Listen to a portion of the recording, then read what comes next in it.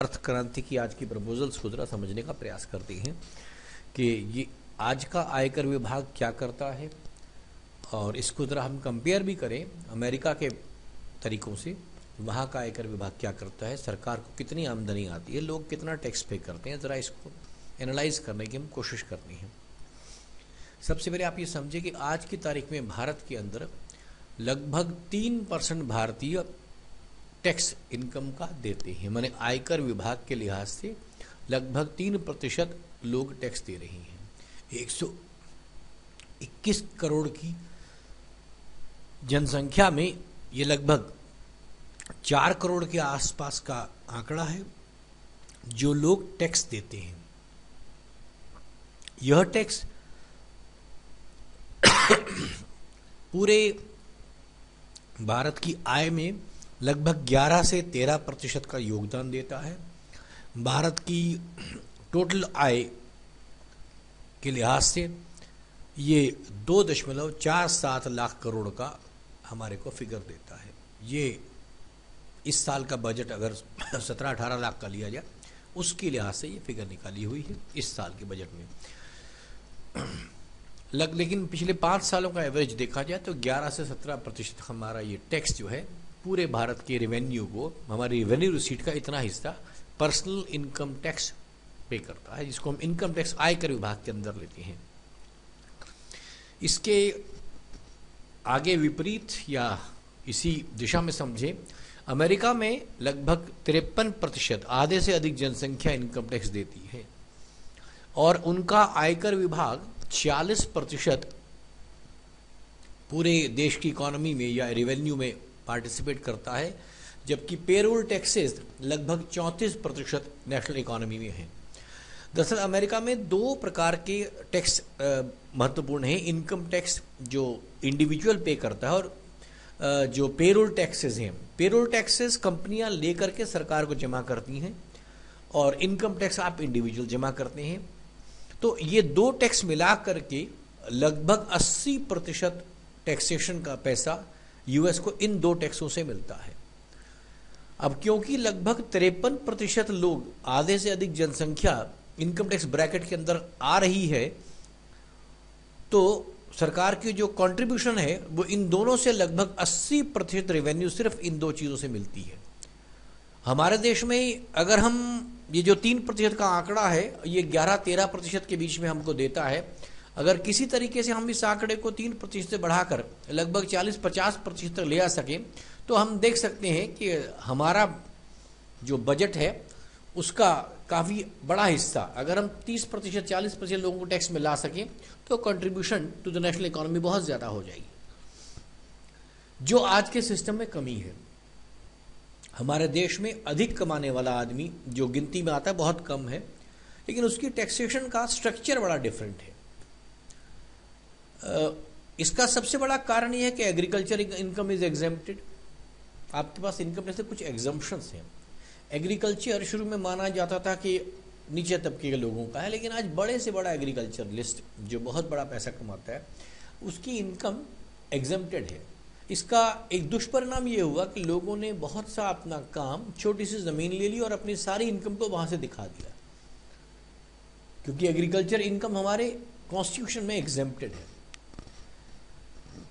तो इसकी वजह से इतना बड़ा बेस, एक तरफ से भारत को हम कहते हैं एग्रीकल्चर कंट्री है, 70% यहाँ पर एग्रीकल्चर से काम होता है, लेकिन एग्रीकल्चर से होने वाली इनकम अगर एग्जेम्प्टेड है तो हम क्या बाकी 30% पर ही टैक्स का बोझ लगा रहे हैं, इनकम टैक्स का?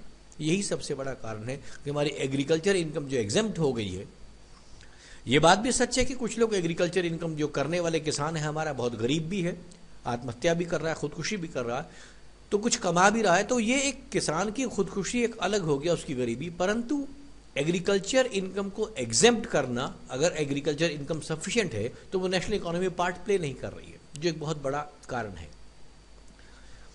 हमारे लिए हर प्रकार के लोगों ने ये कहा है कि बैंकिंग ट्रांजैक्शन टैक्स या कोई भी टैक्स आप ऐसा लगाएं जो अधिक लोगों को इनकम ब्रैकेट में ले आए। सरकार भी कहती है कि जो 4 करोड़ लोग हैं उनको बढ़ा दिया जाए, 30 करोड़ तक बना दिया जाए, शायद इनकम टैक्स का ब्रैकेट कम हो जाएगा, लोगों पर बर्डन कम हो जाएगा, क्योंकि अधिक लोग उसमें आ सकें।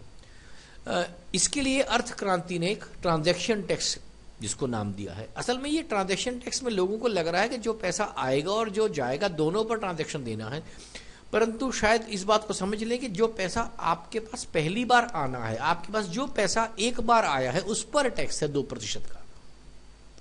मानिए आपने अगर लाख रुपए कमाया है तो आपने उसका 2% टैक्स दे दिया, 98,000 आपकी जेब में आ गया।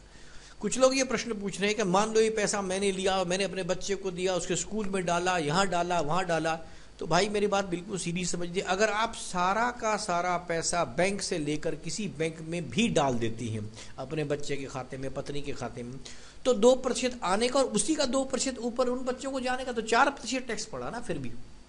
हालांकि ऐसा संभव नहीं कि सारा पैसा आप ट्रांसफर करें, पर फिर भी 4% टैक्स है। मैंने आपसे कहा कि इस पूरे अर्थ क्रांति के प्रस्ताव को समझने के लिए हमें यह समझना पड़ेगा कि आज की स्थिति क्या है और अर्थ क्रांति की प्रपोजल के आने के बाद क्या होगी। हम कमियां तो अभी भी निकल सकती हैं, वो बड़ी बात नहीं है, परंतु महत्वपूर्ण बात है कि आज से कितना आसान पड़ रहा है। तो पहली बात है समझिए कि बैंकिंग ट्रांजैक्शन टैक्स सिर्फ उन लोगों पर है जिनके पास इनकम पहली बार आएगी, जिसके खाते में आप देंगे। मान लीजिए मैंने एक टीवी खरीदा, तो टीवी का पैसा मैंने चेक से दिया, तो जो दुकानदार है वहां से कंपनी का पैसा जो भी वो तरीका बनेगा उसका टैक्स जाएगा, मेरा टैक्स दोबारा नहीं लगने वाला। तो मेरे ऊपर जो इनडायरेक्ट टैक्स पड़ने वाला है, सेल्स टैक्स का, वैट का, सर्विस टैक्स का, या ये तब तो डायरेक्ट हम फिर भी सामने देते हैं, लेकिन इनके अलावा जो अंदर के टैक्स हैं वो सारे समाप्त हो जाएंगे।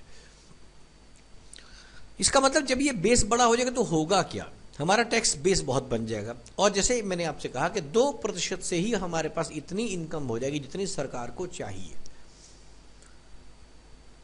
अब इसमें क्या होगा, इंडिविजुअल के ऊपर टैक्स बेस बढ़ गया। आज क्या है, एक व्यक्ति पर 35% इनडायरेक्ट पहले ही टैक्स है सब सामानों को खरीदने का, तो उसका वो टैक्स हट गया और वो 4, 5, 6% तक उस पर टैक्स आया। हालांकि कोई ऐसे बिजनेसेस भी होंगे जिनमें 4, 5 बार पैसे का ट्रांजैक्शन होता है, तो उनके ऊपर 15 से 20% तक इम्पैक्ट है। लेकिन आज जो 35 का आंकड़ा जो इनडायरेक्ट टैक्स का, वो पहले खत्म हो जाता है, पहली बात। दूसरी बात, जितने अमीर फार्मर भी हैं वो भी टैक्सेशन के ब्रैकेट में आते हैं, लेकिन जो लेबर फोर्स है या जो करीब इंसान है जिसके पास 50, 100, 200 रुपए रोज की कमाई है, वो इस टाइप के टैक्स ब्रैकेट से बचता है। और क्योंकि उसको बैंक में खाता नहीं है, एक बहुत बड़ा हमने सेफ्टी वॉल इसमें लगा रखा है कि जिसका बैंक में खाता नहीं है उस पर टैक्स नहीं है। तो टैक्स की ट्रांजैक्शन के ऊपर जब आएगा पैसा उस पर टैक्स होगा। तो पहली बात तो समझिए कि जो इनकम का टैक्स है उसकी जगह पर आपके ऊपर हद से हद 4% का टैक्स बन रहा है, अगर आप पैसा ट्रांजैक्शन में आपने बैंक से लिया और बैंक के थ्रू ही अपने घर वाले को दिया, पहली बात। दूसरी बात, जितना पैसा आपने बाजार में किसी को दिया, किसी सामान को, तो उसके ऊपर टैक्स है, आप पर टैक्स नहीं है। तो इनकम टैक्स की जो ब्रैकेट आज पड़ रही है उसके लिहाज से आप समझें कि आज की तारीख का इनकम टैक्स हमारा बड़ा खतरनाक सा है।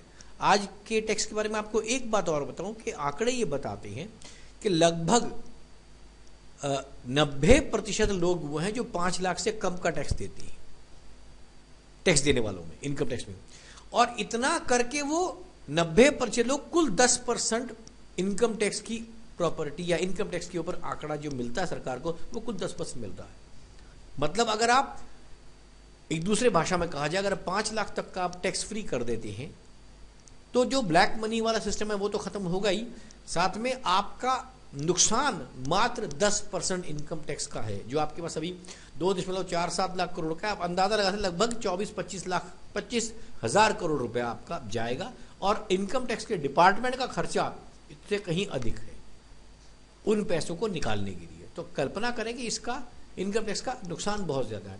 अमेरिका जैसे देश में जो लोग टैक्स देते हैं वो जितना पैसा दे रहे हैं वो कम से कम 70-80%, और सब डेवलप्ड कंट्री में नेशनल इकोनॉमी की रिसीट वहां से आती है। यहाँ पर कुल 11 से 13% है।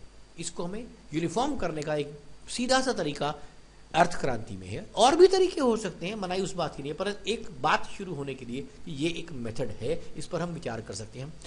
अगले एपिसोड में हम दूसरे